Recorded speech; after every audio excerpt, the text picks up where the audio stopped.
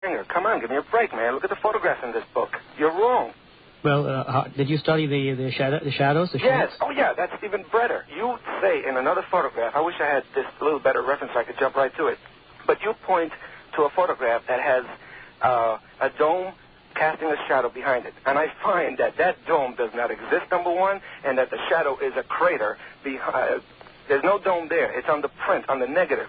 Well, what about... Well, they're on my pictures. When I ordered mine from NASA, that was on it. I got the same pictures, and I can show it to you. There's that dome that you say... When did you get your pictures, Edward? Pardon? What year did you get your pictures? These are NASA publications. The Lunar Orbiter Photographic Atlas of the Moon is dated 1971, which is right at the beginning. Apollo over the Moon, A View from Orbit, and that's a beautiful book. It was 1978, and I found many strange things there. The Moon is viewed by Lunar Orbiter. Are those photographs, or are those with a rotogravure process? In other words, printed? They're printed, of course.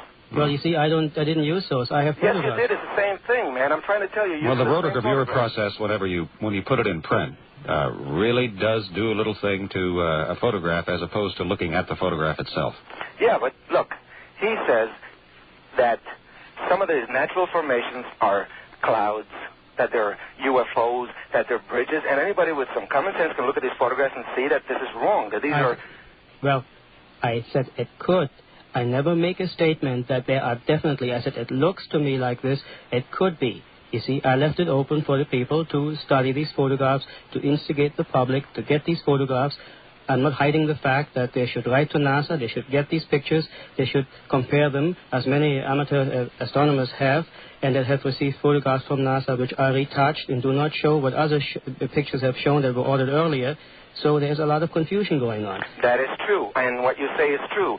But what I'm saying is that you should not have printed this book until you consulted with someone that knew about photography and had access to... I got these from the library, by the way, all these books. They're available to the public. I think Fred pointed out that he did consult with a number of experts before he did the book. Yes. I had a photographic expert that was stationed in Vietnam working for military intelligence, and he told me I have some very nice information in there. Okay, you do. And some of your photographs are fantastic, just like George Leonard's. But he also makes mistakes, and he calls things for what they're not, particularly on Crater Lovachowski, where you call it a cloud, he calls it energy, and all it is a high albedo photograph of the moon, because in the Apollo over the moon, it shows that same crater beautifully sharp photograph, and all it is a high albedo.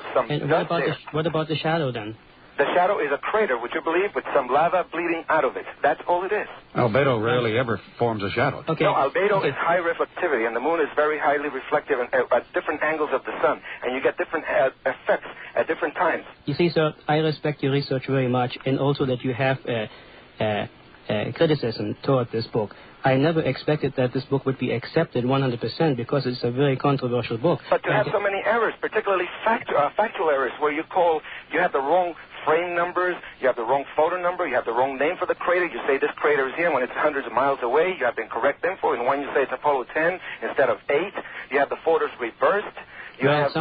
Some of it is part due to the publisher who put the book together. Yeah, you did. It's a privately published because it's your address. I did not manufacture the book, would you believe it? Well, Fred, I don't want to take up all the time because there's other people that probably... Well, I tell you what, Edward. I challenge Fred to meet me anywhere, particularly tonight. I'm hot and heavy to show him all these books and how he's... Well, probably tonight is a little tough to do that. It's a long way back to you know how to reach me. I have my book can be ordered from Post Office Box 1722. I got your book and I've written to you, and you don't want to get together with me because I'm going to show you you're wrong. Hey, Fred, would you like meeting with Edward sometime? You two work it out? If I have the time, I'm sure open for that, yes. Yeah, if he has the time. I'm making time. He's saying if. Well... He's here, a couple of miles away. I could get in the car right now and show you. Well, we have a show to do and do all of that sort of thing. I tell you what, you two get together. I have your address, and I have your letter at home, and I'm going to... In other words, you're copping out, Fred. No, not really. No, he's not copping out on you, but I want you two to get together and report back to me on what happened out of that meeting. Could you give us a date to report to you by? Well, I'll talk to Fred later this week, after you two talk and set up a time. Is that all right? I hope they'll be this year. Okay. Edward, thank you very much. You don't mind that. A little bit of controversy always works. Right. It's on the moon.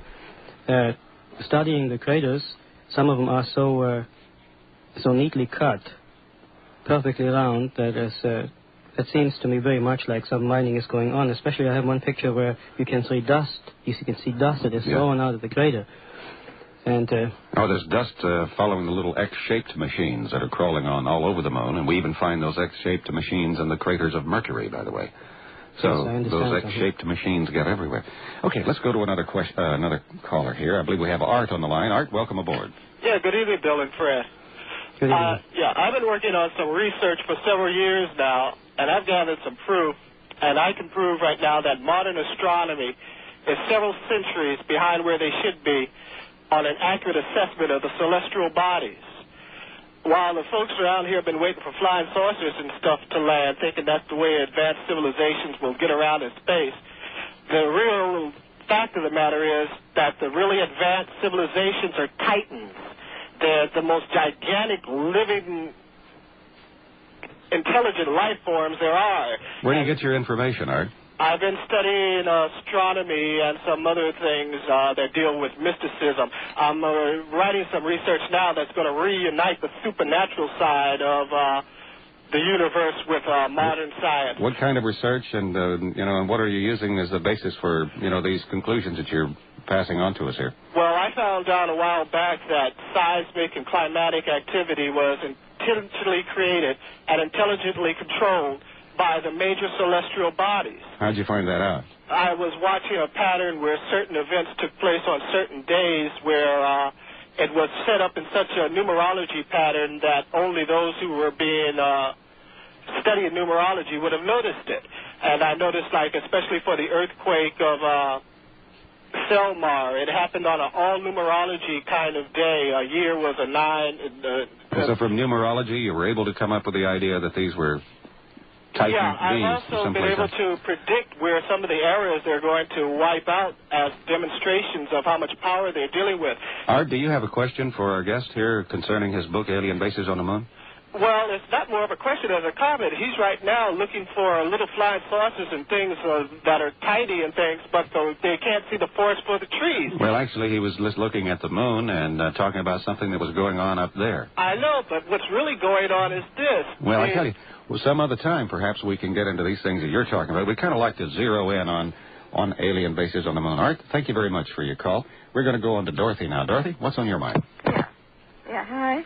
Hello. Okay, my question is, now all this talk, what was the location or area where these shadows are seen? Each of those things have numbers, may have names like the maelstrom and all that. And if the astronomers send you these pictures, how come the agency that, once these things suppress, doesn't step in and say, hey, knock it off, do that? Well, or just simply head it up altogether? Yes, well, I have not received any photographs from professional astronomers. The ones that I get are from amateurs, and they are, thanks heaven, still free to send material around living in the United States. So I'm getting this information from the freelance astronomers. I see. You see? Mm-hmm. And in my book, Alien Bases on the Moon, I have the pictures numbered. The NASA numbers and the locations are given in most cases, unless I could not locate them during my research. Mm-hmm. Does that help you? Well, some of the craters, he's named some of them for you, Dorothy, already this evening. There's Archimedes, there's things that's going on there. Tycho, there's going on there. Crater Dakar, there are many things going on there.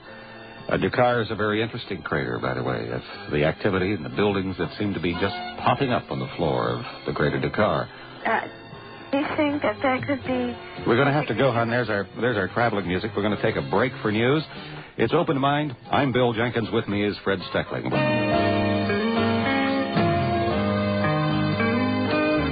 Saturday night on KABC, I'm Bill Jenkins. It's Open Mind. Welcome aboard. Glad to have you, and very glad to have Fred Steckling, the author of Alien Bases on the Moon. And that's what we're talking about. There's something else going on the moon than most believe. Huge machines that are at work moving lunar soil around, clusters of buildings, huge sculptured monoliths. I think Ron Evans used to refer to them as the clover leaves as he was flying over the moon, but later a close examination showed that they were fleur-de-lis.